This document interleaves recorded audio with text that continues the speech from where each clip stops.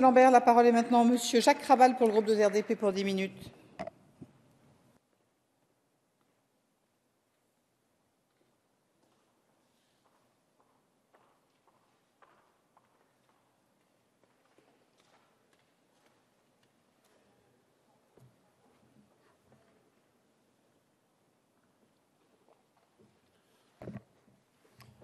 Madame la Présidente, Monsieur le Ministre, Madame la Rapporteure, Monsieur le Président de la Commission du développement économique, mes chers collègues, oui, tout doit être fait pour favoriser l'essor de la voiture électrique.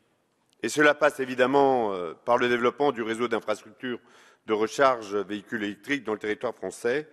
La proposition de loi qui nous réunit aujourd'hui en est un facteur déterminant.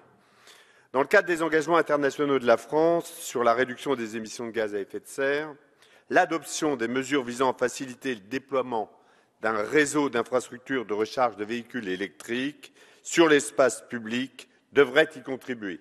Pourquoi? Plusieurs raisons. D'abord, d'un point de vue environnemental, comme c'était dit et rappelé.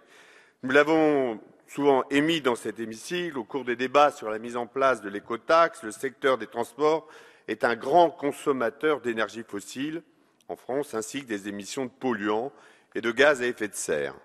Il y a d'autres éléments, la transition énergétique, les enjeux économiques et l'emploi sur lesquels je reviendrai.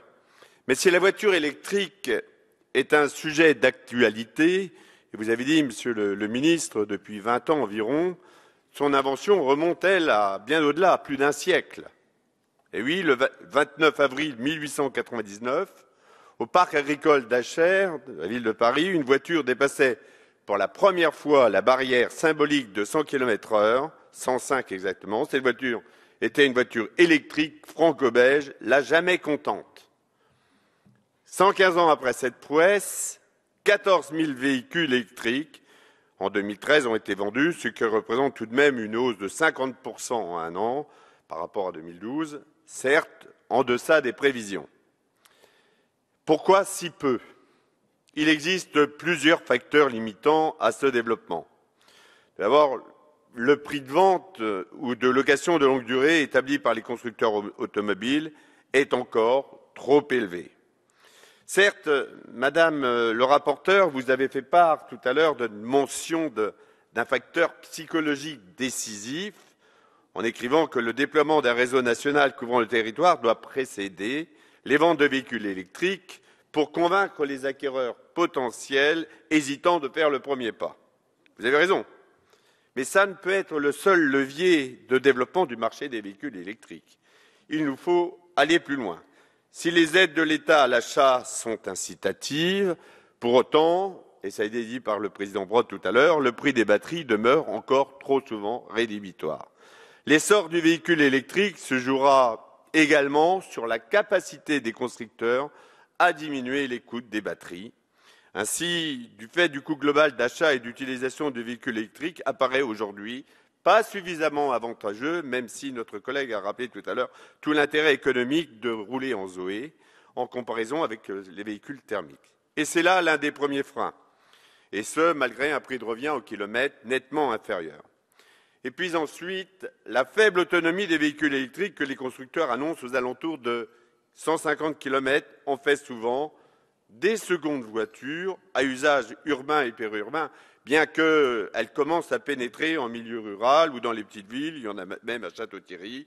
Par conséquent, le maillage territorial des bornes de recharge, en l'état actuel, ne permet pas de rassurer les propriétaires ou éventuels futurs acquéreurs de véhicules électriques et accentue la peur de la panne très bien décrite tout à l'heure.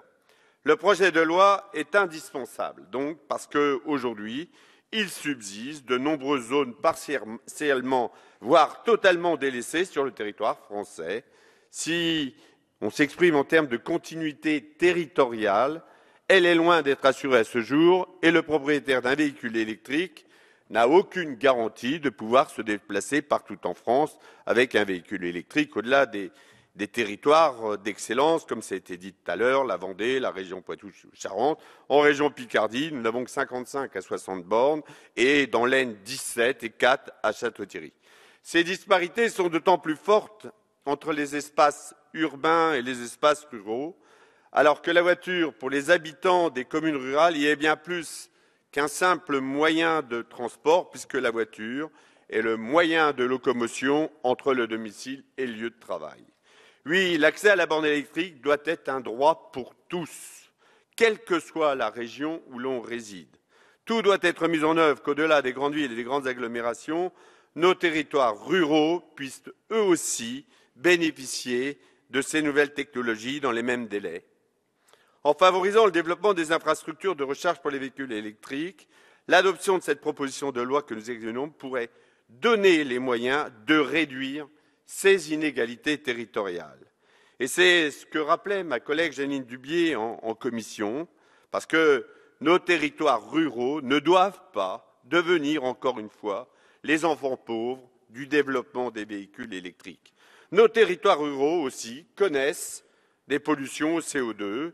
Dans le sud de l'Aisne, à la suite du PCET que nous avons mis en place, eh bien, nous disons qu'il y a 28% d'émissions de CO2 dues aux problématiques de la mobilité. D'autre part, ce maillage territorial devra être impérativement accompagné, ça a été dit, mais je veux le rappeler, d'un véritable service à la recharge, géolocalisation des points de recharge avec une indication de disponibilité, indication du niveau de recharge en temps réel sur portable. Demain, les Français qui iront au travail, à l'école, en week-end ou encore en vacances devront pouvoir faire avec un véhicule électrique sans crainte de la panne sèche et pouvoir recharger leur véhicule facilement.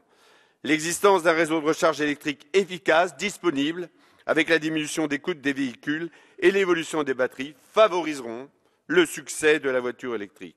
Parce qu'au-delà de l'aspect environnemental, de l'aspect de la transition énergétique, les aspects sociaux, il s'agit aussi d'un enjeu industriel majeur, et vous l'avez rappelé avec brio, Monsieur le Ministre, tout à l'heure. Vous avez salué la performance des constructeurs automobiles français qui détiennent 80% des parts de marché du véhicule électrique pour les particuliers, contre 53% pour l'ensemble des véhicules pour les particuliers, et de nombreux équipementiers électriques, pourvoyeurs d'emplois locaux, sont aussi directement concernés. Dans la conjoncture économique dégradée que nous connaissons, nous ne pouvons pas nous priver de telles potentialités d'emploi. De plus, la présente proposition de loi constitue une réponse, ça a été rappelé aussi, au projet de directive européenne en cours de discussion qui proposera aux États membres un certain nombre d'objectifs quant au maillage du territoire en infrastructures de recharge. Actuellement, certaines mesures existent mais restent insuffisantes.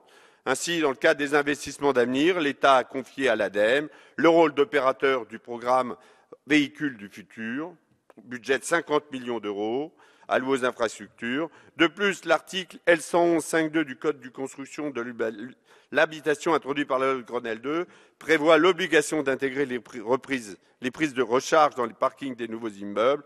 Et puis la loi ULUR étend dès janvier 2016 ces dispositions aux bâtiments industriels et commerciaux.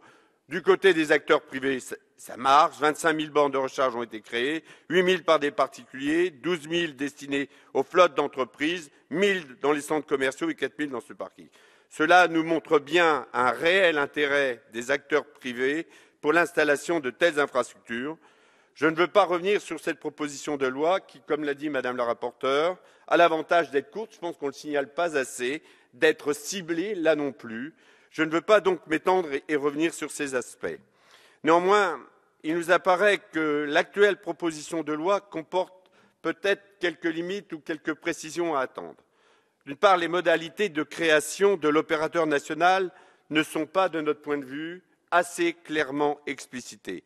Même si nous avez quelque peu rassurés tout à l'heure, il ne faudrait pas que le nouvel opérateur national vienne concurrencer l'offre publique déjà développée par les collectivités, les EPCI ou les syndicats d'électrification, comme c'est le cas dans l'Aisne avec l'UCEDA.